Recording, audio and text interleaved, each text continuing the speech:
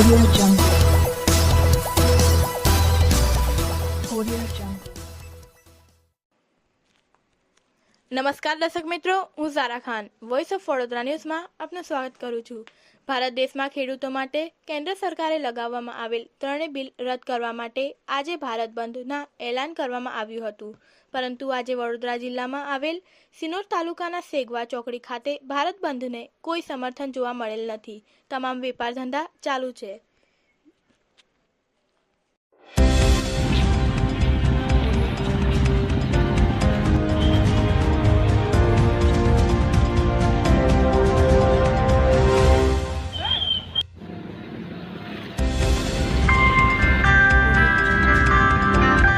હું સિનોર તાલુકાનો સાટલીનો ખેડૂત છું.